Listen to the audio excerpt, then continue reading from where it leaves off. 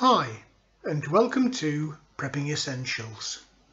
Good morning, it's 5:45 on Saturday the 20th of August. Just making my way down to the land, and as always, not quite sure what we're going to get done today, but let's find out.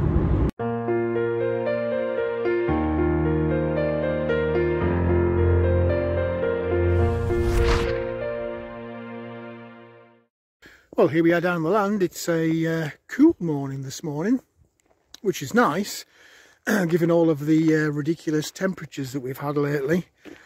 But it is just a bluff. It does warm up during the day. Admittedly, it's not the ridiculous 30 plus that we've been having for, seems like forever now.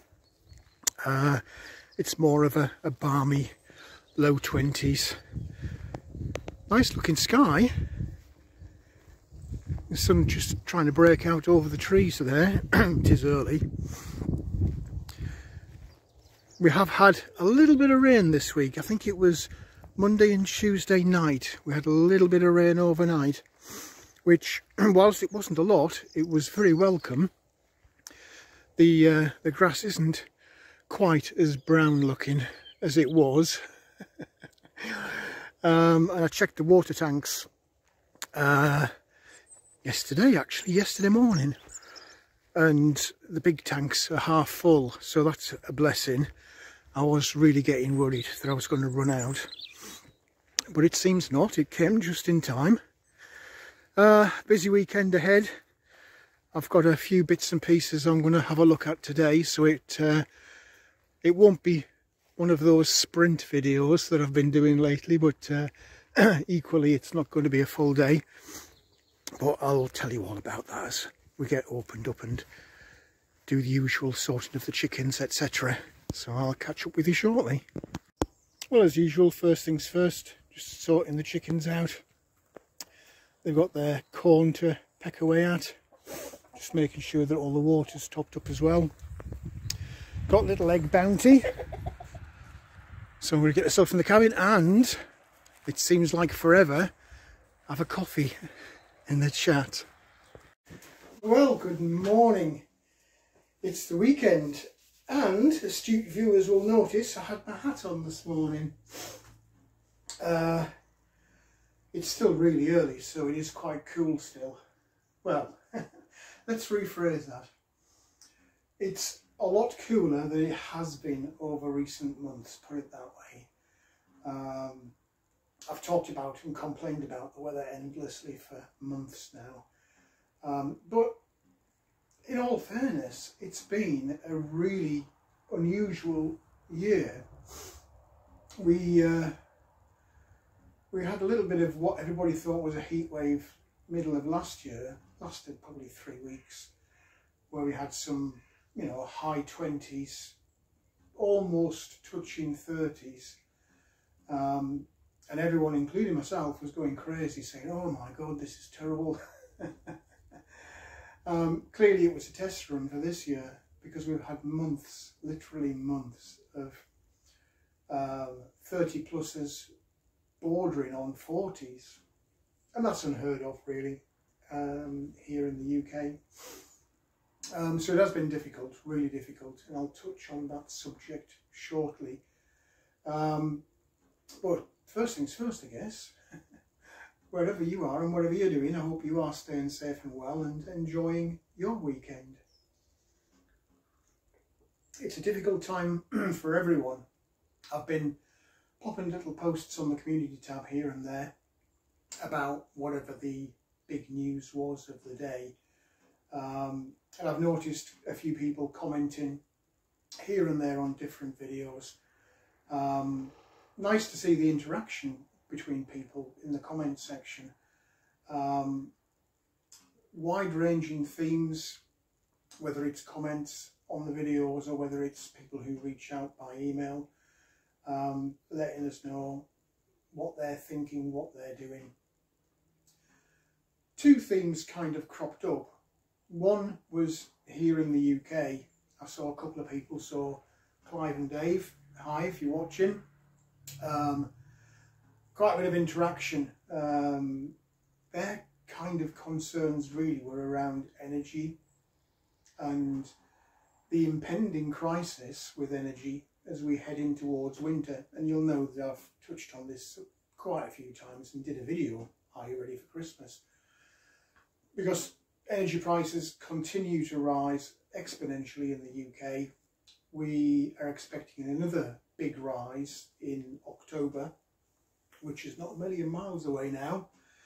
Government's been talking to death because they're seeing the concern and anger building in the country around affordability of energy for heating your home, lighting your home, cooking your food, etc. Let alone running a car. But as yet, good old politicians have done nothing about it. They've parked that on the excuse of, oh well, we're in the throes of electing a new Prime Minister, it wouldn't be fair to them if we did something now, and la la la la la. Nonsense, complete nonsense. There's just this legacy of inaction amongst our politicians to recognise an issue and do something realistic about it. Not just throw money at a particular voting group, but to actually do something realistic to tackle the problem long term. It's always last minute, knee jerk, whatever they think is going to get most public favour, and it does annoy me, and you can probably tell as my tone of voice changed there. So yeah, people talking about energy crisis, what they're thinking of doing to cope over the colder winter months. Another interesting comment was in an email. So Heather, Pink Jeff, hi if you're watching. And that was around food. And again, I'll touch on this shortly. It's been a real difficult year for me on the land this year. Combination of different things. So drought clearly has been a big issue. Pests have been a big issue. And one thing that I noted in a couple of videos, particularly around carrots, was the lack of germination. And I wasn't sure what to put that down to, whether it was an issue with the seed or whether it was an issue with the weather. It seems I'm not alone in that. Heather was commenting about seeds and sent an article from the US around lack of germination of seeds.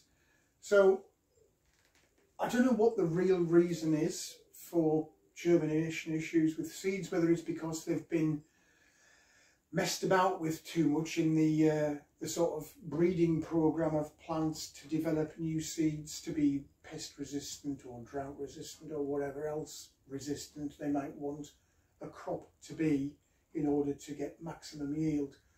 But it seems that perhaps they've gone a little bit too far and buggered up the seed production systems to a degree where, rather than being resistant to pests and drought, they're resistant to germination. I don't know. Could be a conspiracy theory, could be something of nothing, could be just coincidence, I don't know. But I have myself had issues this year, and clearly other people are experiencing that as well. Out in the big wide world, awful lot going on. The doom and gloom and fear mongering around World War III persists within the YouTube community and to a degree in the media as well, although they keep getting sidetracked because World War III doesn't really sell newspapers. Might sell one headline for a day, but longer term it just depresses people, and circulation or viewing of the TV news will drop. So they tend to spice it up a little bit with some celebrity news or some dirt that they might have on a politician or a businessman, or lately in the UK it's been around trade union strikes and the chaos caused to the public transport system. And of course calls for increased wages. That's always a good seller, that. The workers need more money, give them a pay rise. Yeah, it's true, the workers do need more money, but just perpetuating the inflation cycle by just knee-jerk pay rises is not quite the long-term solution that's needed. So yeah, lots of doom and gloom, whether it's the war in Ukraine, whether it's the impending threat from China, whether it's North Koreans firing off a few test missiles here and there. Take your pick. There's lots of potential World War III scenarios. For me, I'd rather focus on things that will long-term impact my day-to-day living. I don't really anticipate mass destruction from, everybody throwing nuclear missiles at each other. Don't quite see that. I'm not ruling it out, because there's a lot of crazy people out there, including in my country, that might quite fancy a big, full-blown, all-out world war right now as a way of remaining in power and getting more control of the masses. So I won't rule it out, but my big concerns now are really twofold. First and foremost of those is the economy, the state of the country's finances, whether that's me and you individually, or whether that's the government and their ability to maintain the day-to-day services that are needed to run the country. And the news is not great.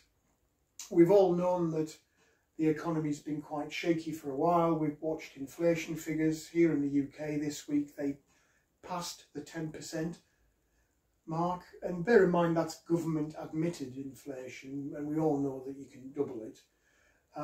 So when the government figures pass 10%, you really do need to start getting concerned. Food inflation, a figure came out also this week saying that was over 12%. So these admitted figures by the government should concern you as to where we're going to be come the end of this year.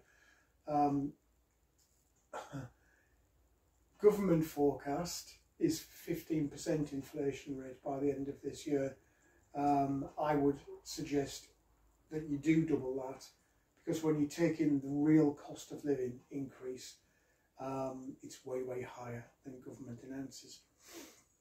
But another concern is really the state of the country's finances and the ability for government to continue to spend money on what it spends money on now. There were some interesting stats came out this week. Let me just grab this to make sure I get the figures correct. So, government, or country shall we say, here in the UK, generates income every single year, predominantly through tax.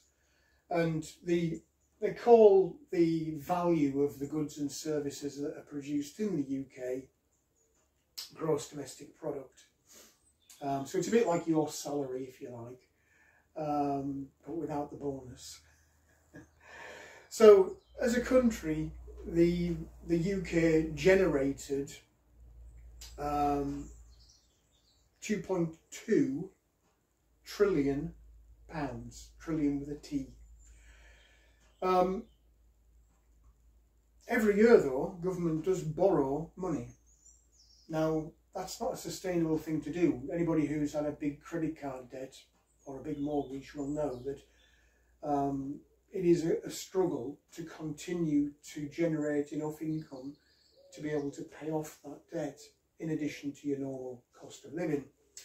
So it's a little bit scary. Government borrowing in July hit £4.9 billion. They borrowed £4.9 billion just to keep going. So forget the 2.2 trillion that the country generated anyway, and the ability of government to steal money from the public here, there and everywhere through a variety of different tax mechanisms. That clearly wasn't enough to keep going, so they borrow every month a bit of money to just pay off the bills that they generate. So July, 4.9 billion, which is a year-on-year record. They reckon that by the end of this year, they will have borrowed £170 billion just to keep paying the bills. Not to do anything new and exciting and give people free money or build things. This is just general borrowing to get by day. It is really concerning because we're paying over £1 billion a month. Actually, in July it was 2 billion just on interest payments on that government debt, that government borrowing. Now, clearly that's just not sustainable. It's been going on for decades now. Government keeps borrowing. They'll announce some programme to benefit one particular part of the population to generate more votes. They'll build a hospital, they'll build a road, they'll give some grants. But at the end of the day, just continually borrowing, as you and I know, if you go to the bank and you already owe them 10 grand and you ask for another 10 grand, they're going to look seriously at your ability to repay it. And generally they'll go, nah, pay this one off first and then we'll think about it. The same applies to government. Government goes out into the world and offers their financial instruments, bonds and gilts that they sell on the open market to generate this money to borrow. So they'll print a bond out of nothing and sell that to somebody, and that is then debt that's got to be repaid at some point when the person or country that's bought the bond decides to cash it in. Interestingly enough, given all of the antagonisation of China this year, biggest holder of UK-US debt, China.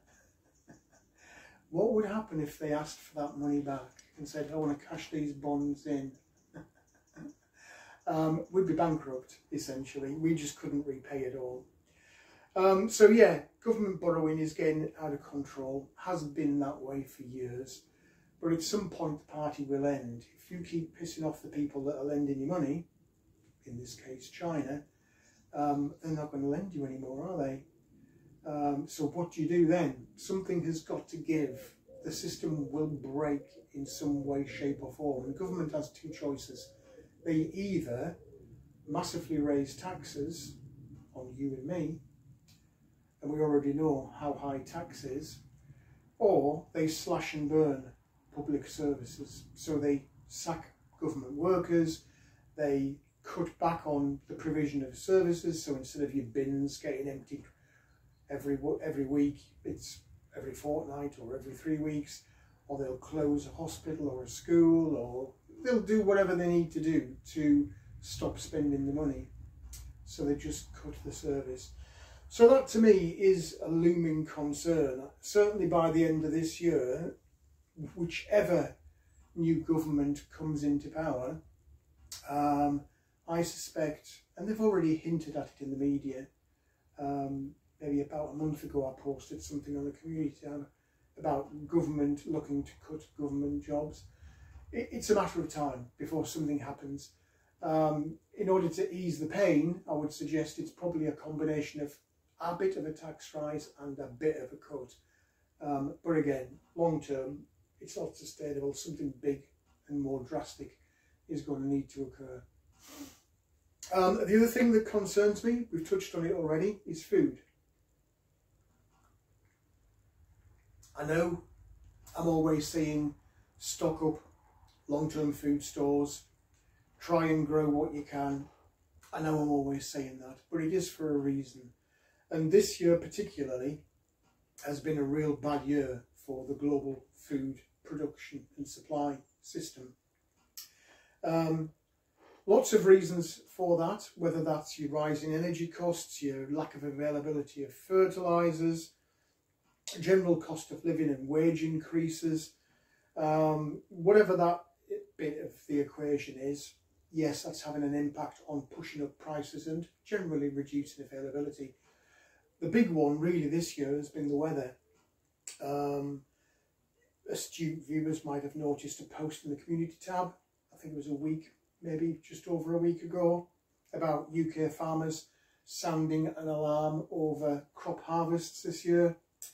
The combination of lack of fertiliser, but predominantly the impact of this drought we've had, has had a massive hit on food production. and more worryingly, I guess, on basic staple food production. So here in the UK, things like carrots, potatoes, onions, beet, crops, they're all going to take a huge hit this year, predominantly because of the lack of rainfall. And farmers are forecasting a conservative and best scenario hit of a drop of 10% in yield on food production, and a more realistic and potential up to 50% hit or drop in crop yields this year. So as we head towards the back end of the year and we come through the harvesting season, keep an eye on that, because I'm pretty convinced that the staple vegetables that you get as part of your day-to-day meal plan are going to take a big hit. I've noticed it here, you'll have seen on the videos. Carrots, rubbish this year. Broccoli, rubbish this year. Swedes will take a little look later, but I suspect when I pull them out the ground, they're going to be rubbish this year. My only saving grace really has been the effort I've put into watering to try and keep the potatoes and onions going, and of course the cucumbers and tomatoes and the polytunnel. But even so, I'm noticing a distinct difference between last year and this year. So yeah, food, keep an eye on that this year. Keep an eye on it every year. If you're not stocking up your long-term food stores, please do that, whether it's bulk dried things like rice and beans, flour, or whether it's your canned vegetables, fruits, meats, whatever it is, please do top up. I know prices have gone up a lot, but still, if you buy them at today's prices, you're going to be thankful next year, because prices are just going one way, and that's up. So that was the two things really that I wanted to talk about today. It is nice to kick back with a coffee. Haven't done this for a few weeks now. It has been crazy though, with the house move and with work. I took on a bit more responsibility at work, and when they said a bit, they were joking. It's more than a bit. So it has been pretty chaotic for me. And the house move hasn't helped that, because my internet service, as you'll know from the videos I've been putting out, or not putting out, this last few weeks, I still don't have my fibre. I did, however, get a text yesterday. It was going to be the 28th. I got the text and I thought, oh my God, don't tell me they're going to push it back. They've actually brought it forward 2 days. So 26th, fingers crossed, touch wood, I should have fibre. That'll help me massively for work, because I have struggled this last few weeks to get a decent internet for video calls and things, and it'll help the video production here on the channel as well. Decorator's finished doing most of the upstairs. He's away on holiday now. He'll be back in 2 weeks just to do a couple of smaller rooms, and then that should be the house pretty much done. And I can start organising all of my preps that are just busily piled up in a garage at the moment. I need to get some racking and organise those properly so I can find things and I can rotate things out as and when I need to do that. And hopefully now the kitchen's done, we should be able to do some food videos as well. Good result with the honey last weekend. Really pleased that I managed to get some more jars of that put away.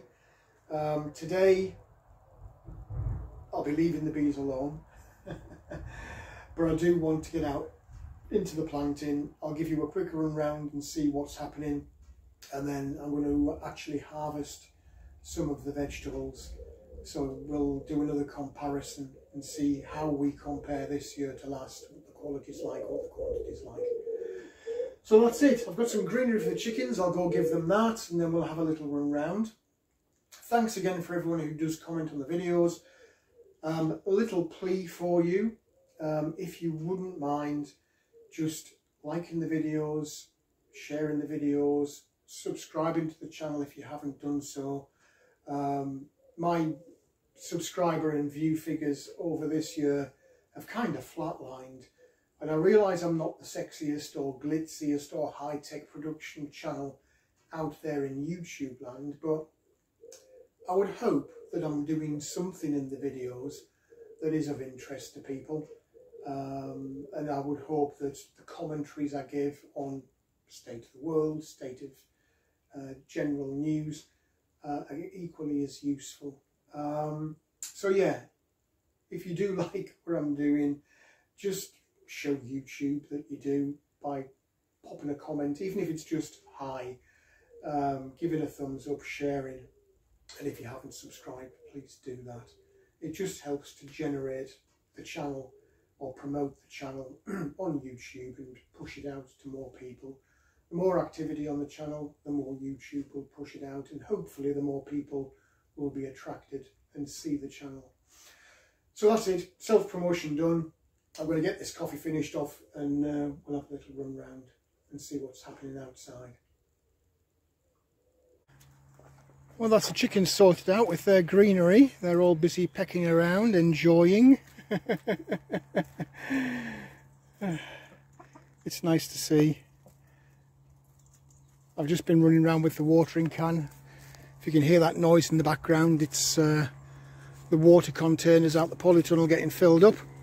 So I'll grab that once it's full and we'll have a little run round and see what's happening with the planting. Okay, promised you a quick run round, so here we go. This pumpkin, it's spreading everywhere. Literally everywhere. I've had millions and millions of flowers, but I think these needs more pollination.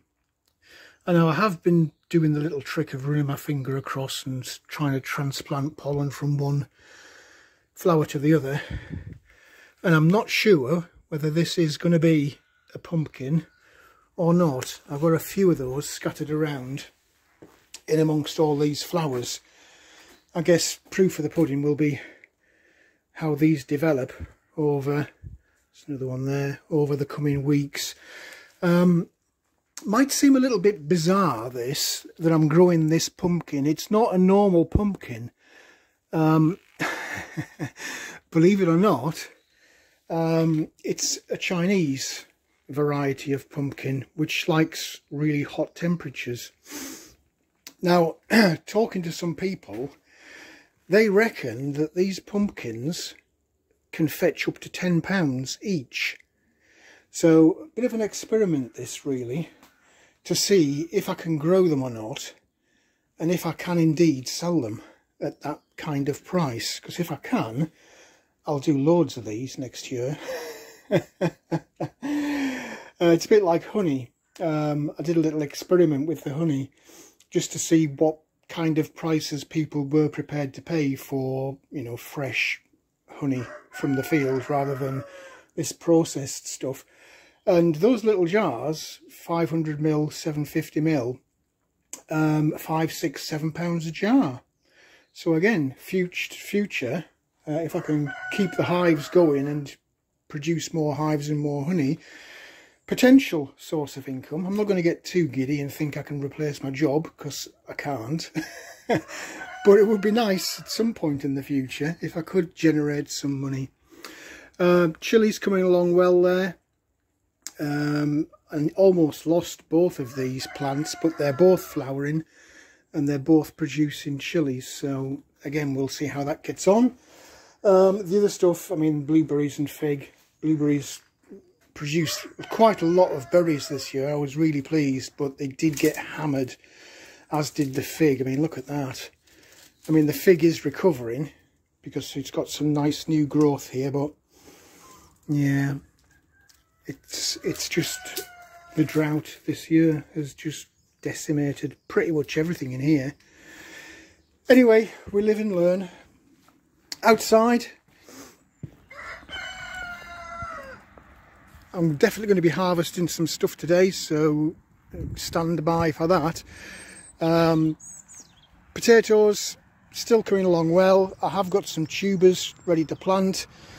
I'll not do it today. I might do it tomorrow, or I might leave it till next weekend, we'll see. But I will be lifting some of these. I've deliberately not watered these few at the end here, I'm going to get inside and have a look and see if they're any better than they were when I lifted them a couple of weeks ago. Sweet corn, lots of flower spikes there now, so hopefully again we'll get some. See if they survive the critters, because you might remember last year something was just cutting them completely in half. Don't know whether it was rabbits or squirrels or what it was, but we'll see. The broccoli, I think I'm going to give up on that broccoli. Those fake florets we saw, so there's one there, look, tiny little one. There's a couple more over here. They've just amounted to nothing, so I suspect that's going to go for chicken food. I will lift the onions out of this bed. I'll empty this bed today. I might leave those for another week or so to just naturally die back, and they store better in the ground anyway at this time of year, so I'll leave them. I'm not in a rush. Inside the polytunnel, oh, cockerel's going for it this morning. He just loves shouting at the neighbour's cockerel. Hi Gary, if you're watching. The cucumber forest. You would think this side was producing nothing, but it's actually produced loads of cucumbers, and it still is producing loads of cucumbers. Let's have a dig around and see if I can find any in amongst here. I suspect I've picked them, but you can see there's some new ones coming there and over there. We've got a cucumber here. Not quite ready. Another one there, another one there. Another one there. Bigger one down there. Oh, and down here. So they are producing lots and lots, and I've had to eat lots and lots. This one's just completely crazy. It's filling the polytunnel with a mat. I pulled a huge one off here literally yesterday. There we go. We've got some small ones there, some more small ones down there. They are literally booming, these plants. I'm really pleased with what they've produced this year. And I can see some more over there, buried at the back, look. Yeah, so really, oh, I'm there. So really pleased with them. And we have, drum roll please, our first tomato. Out of these millions and millions of flowers that are literally everywhere. Oh my god, there's another one. I've got two tiny, oh hang on, I'll speak too soon, there's some more down here. So we are now starting to get tomatoes, but my god, it's been a long wait. And really, given the amount of flowers, there should be hundreds of tomatoes on here. But there isn't. So we'll see what happens over the rest of the coming weeks. I'm going to get myself sorted out, grab some trays, get some plastic sheeting, and we'll lift a few things for you to have a look at. We'll take a little look at those Swedes. I'm not expecting anything to come out of there, in all honesty, but I guess you'll find out shortly. Right, let's take a look in this one and see what we've got. You remember that a couple of weeks ago I lifted one of these fabric containers. The quality of the potato was much better than the potatoes out of those whiskey barrels, but they were very small.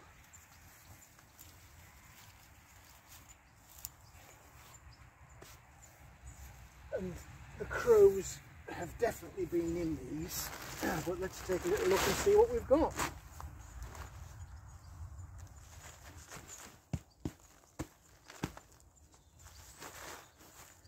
Okay, there we go.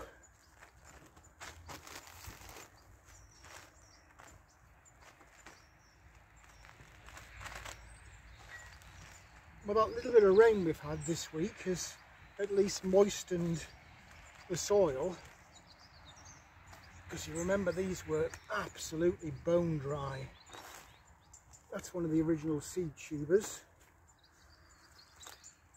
There's not a great deal in here by the look of it.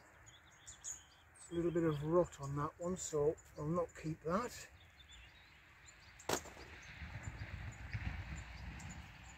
That looks like a really old potato. I'm not sure I want to keep that either.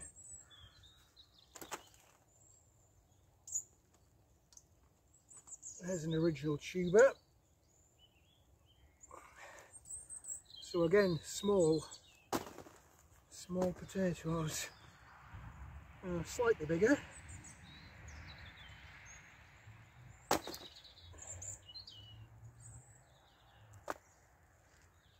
Not so many in this barrel or container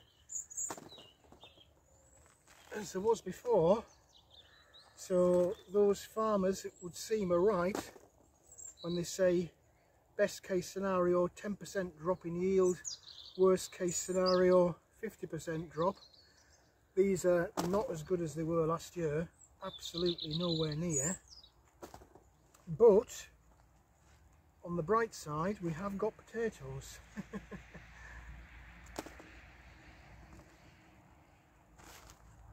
So I can't complain too much.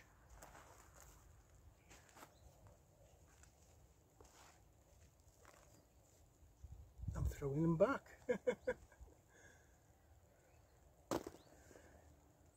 They're that small.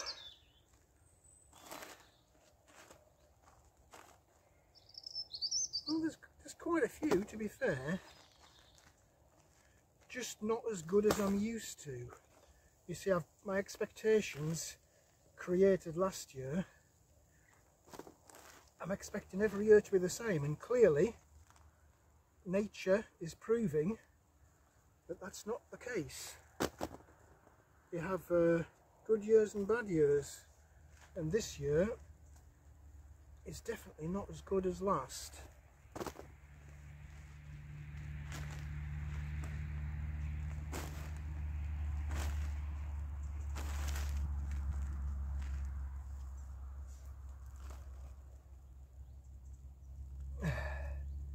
Lots of tiny ones. I'm getting them out to stop them spreading everywhere when I reuse the compost later. Oh, there's a sudden spurt going on here.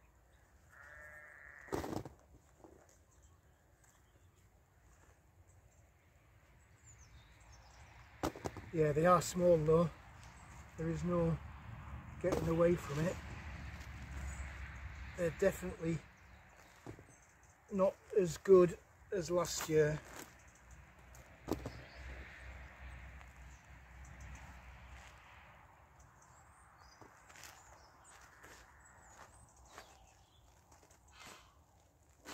Okay, I think we're coming to the end.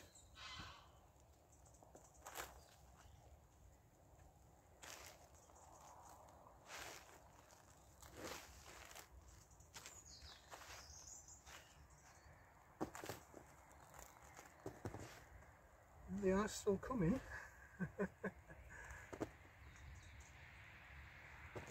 Right, that's got to be it.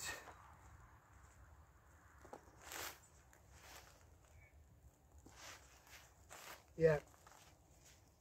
So that's what we've got out of that one.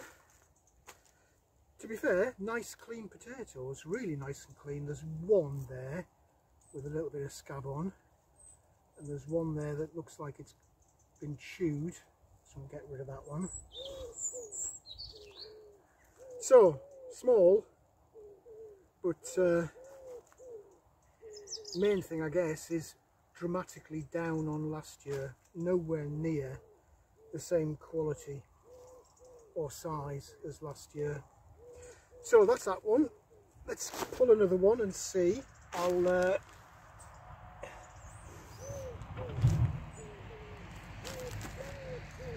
just for comparison's sake, see if it's a one-off. Now I know this one's been attacked to death by the crows, because I can see already potatoes on the top that have been exposed and have got little chew marks in them.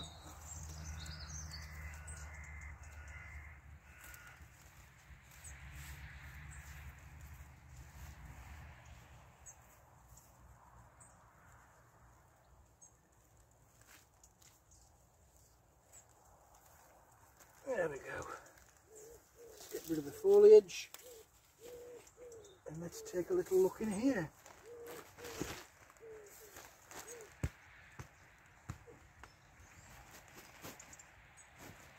I suspect it's going to be more of the same.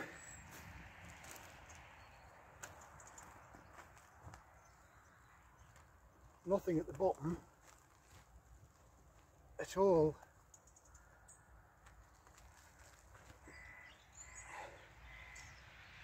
Yeah. Lots of root, but not many potatoes. So there's a tuber from when I planted, and again look, more of the same, small ones. I'll work my way through this bucket and see what we've got, and I'll show you at the end what we've taken out. Save you watching me shuffle through all of this. I'll come back to you in a minute. Well, there you go. I lifted 2 containers and that's where I ended up with. To be fair, there are a few slightly bigger ones in there, but nothing to get excited about really. There's probably, I don't know, 2 to 3 kilos, if that, in this tray. But I mean, in terms of me, I could easily keep those for a couple of weeks and not need to buy any. So it is what it is. Yield is down for sure, but I've got all these potatoes left to go at, and there's 5 buckets I think in the polytunnel, and of course I'm going to be planting new. So potato wise, I'm still not worried this year. I'm still getting really good harvests, just not quite as much as I'm used to getting. But if that's out of a drought year where I've really struggled to keep on top of the watering, honestly, I can't really complain too much. So let's take a little look. We'll lift that bed of onions. I'll probably lift some of these Swedes. Definitely pull some broccoli for the chickens. And at some point pop in the polytunnel and grab some more cucumbers. So I'll show you what I've got. Well, this is a little bit easier than harvesting the potatoes. Some quite nice onions here. That's one of the smaller ones. That's one of the bigger ones.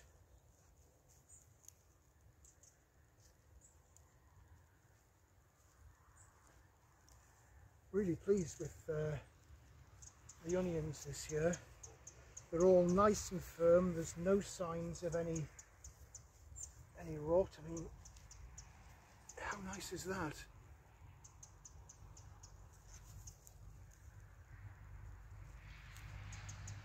Some really sizable ones. And this is the smaller bed. So I definitely can't complain about these. I only did half a bed in here. The other half was the garlic, which regular viewers will know was very disappointing. Don't know why the onions did really well and yet the garlic didn't. No clue why that is. But yeah, definitely can't complain about these. The other ones I lifted a couple of weeks ago, really nice. They dried out really well, and I've still got some. I've been sharing pretty much everything that I'm getting, whether it's eggs, honey, vegetables, whatever it is, I'm sharing. with family members, partly just to be nice, but also partly to try and encourage them to do something similar themselves. So there we go. What's that? It's 1, 2, 3, 4, 5, 6, 7, 8, 9, 10, 11, 12, 13, 14 out of that bed. And that's on top of what I picked a couple of weeks ago. And again, considering that this wasn't a full bed. There is a full bed over there, and I dread to think how many's in there. So we'll get these in the cabin, get them strung up to dry out, and then we'll take a little look at the rest. So I've given you the good stuff first. The broccoli and the swede, I think that's a write-off this year, but I have got cucumbers to come. Well, I do show you everything, good, bad or indifferent. I don't try and pretend that I've had huge success when I haven't. So I'm just going through this bed of swedes. You might remember these were having real problems with pests. There's nothing on the majority of these plants from this end. They were all eaten away. There's not a great deal left at this end of the bed either. We've got tiny, tiny, tiny little baby swedes. You can see that or not. But nothing at all that's of any use to me. So these will also go for the chickens in the compost bin. But I don't think there's a great deal there for the chickens, to be fair.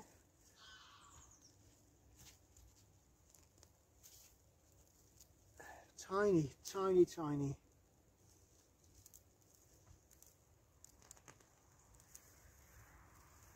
Even the bigger plants have got nothing really to speak of.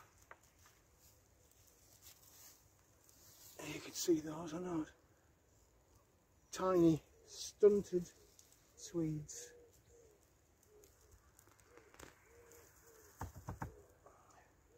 But they're just doing nothing at all. And all I can put it down to is a combination of the pests eating the foliage earlier in the year, because they did really decimate this one, and they didn't leave that one either. That was gone at. And then of course the drought. I mean, I have tried to water, but clearly it was just too much. So let's take a look in this one. I suspect this is going to be a similar story. Let me just get rid of a few of these weeds out of here. May as well do this as I go along. I mean, you can see from the foliage on the actual bed itself, all of the plants have been really, really wrecked with the combination of pest and drought. I mean, look at all this. I mean, this will come into compost, but it's disappointing to see. And as I said in the cabin chat, I'm not alone in this. It's not just me. Everybody, including the professional farmers, are really struggling this year. Really struggling. Right, that's the weeds out.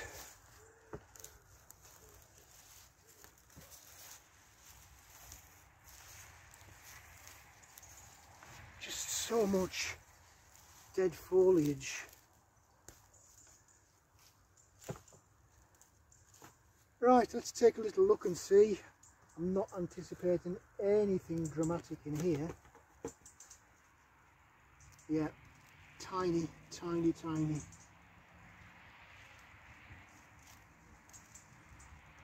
But it's worth taking a look. See, they're not even formed as they should be. They're really stunted. There's no real expansion of the Swede base. They're more like carrots than they are Swedes. There's a couple of bigger ones here, but again, really stunted.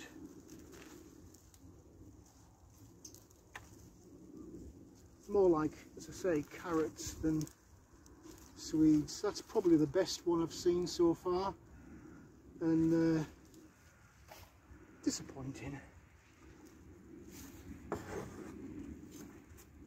But it's all a learning curve.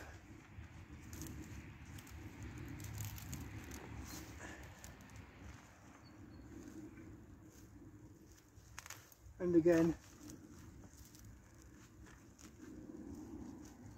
really stunted growth. I'm sure the chickens will enjoy them.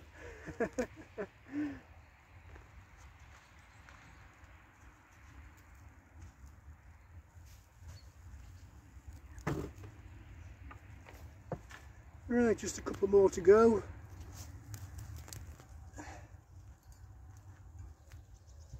And again, really stunted. But it is what it is.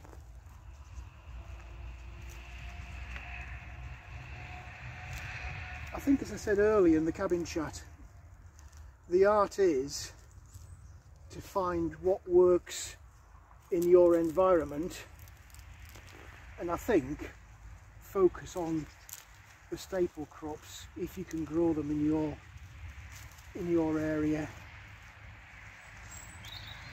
It's just nothing worth having in those at all.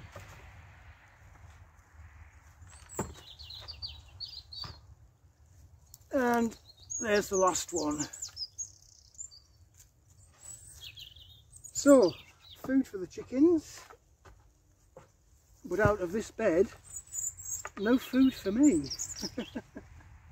Just having a quick look, see what cucumbers are ready. I don't want to pick them too early. There's loads of small ones, particularly down here.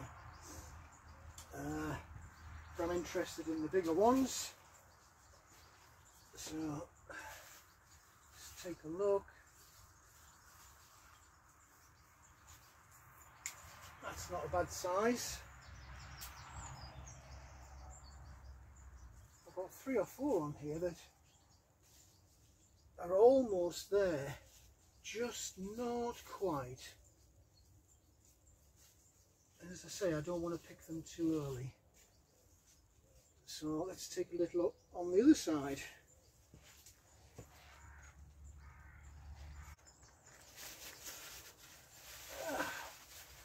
Nice size one down here. Again, there's millions of small ones kicking around. So over the coming weeks, we are going to have a lot of cucumbers.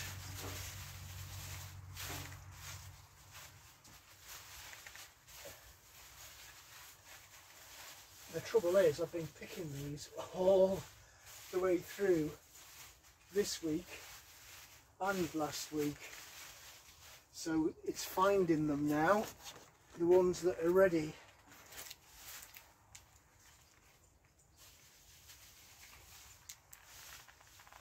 I think they're all going to come at the same time.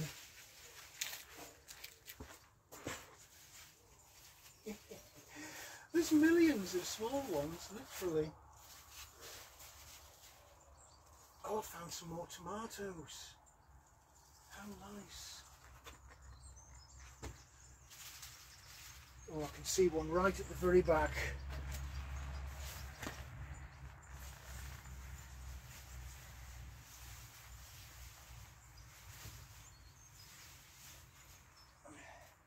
It's not getting any sunlight to turn green,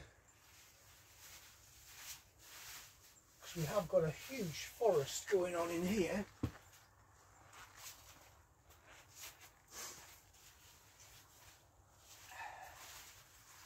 Well, I suspect that's it for today. Only 3. tree is better than none, and given what I've been picking over the last week, I can't complain at all.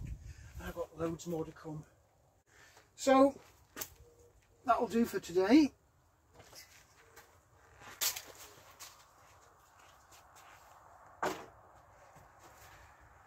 It's about time to pack up and get off. Well, that's it for today's video. Chickens are busy pecking around at the swede that I lifted out of that raised bed. Sun is out on the field again. It's going to be another warm one. I don't know what's happening with this weather. Really need to get it back to normal. So just need to lock up the polytunnel, and then that'll be it for today. Wherever you are, whatever you're doing, hope you're staying safe and well and enjoying your weekend. Let everybody know in the comments section, things that we talk about in the cabin chat. What's your view? How are you getting on with your planting this year? Are you having the same problems? I'm pretty sure you are, so tell us. And I'll catch up with you in the next video. Well, that's it for this video. I hope there was something in there that was of interest to you. If you did like the video, please do click on the like button. Also feel free to hit the subscribe button if you haven't already done so. As always, I welcome any comments, questions or suggestions you might have. Just feel free to leave them in the comments section below. But for now, thanks for watching, and I look forward to seeing you in the next video.